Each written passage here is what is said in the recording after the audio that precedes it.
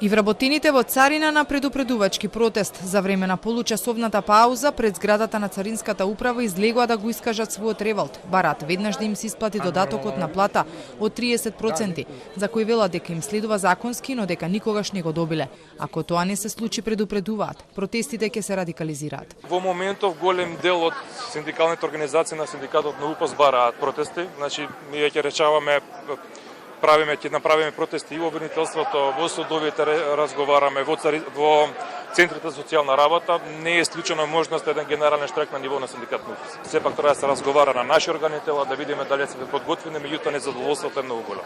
За време на протестот пред зградата се појави новиот директор на Царина Богоев. Побара време да се запознае со проблемите затоа што е нов на функцијата. Не вети решение, но тврди ке разговара и со финанси. Се надева дека нема да дојде до радикализирање на протестите. Јас сум неполни 24 часа на позицијата. Во моментов не можам да ветам, ниту да кажам ништо и мислам дека е логично и барам да се очекува од мене да добијам некое време за да можам да се запознам детално со работата.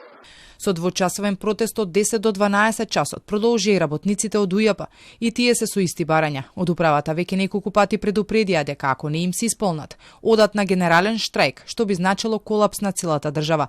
Подготовките за радикализирање на нивните протести веќе се започнати. Револтот на вработените во овие две институции се појави откако министерот Бесими одлучи да исплати 30% зголемување на платата на работниците само во неговите редови, и тоа заклучно со јануари годинава. Но Бесими натаму останува на ставот дека проблемите во институциите можат да се надминат само со системско решение кое ќе важи за сите, а не со поединечно договарање. Во меѓувреме синдикатите и владата преговараат за нов општ колективен договор и методологија за плати во јавниот сектор.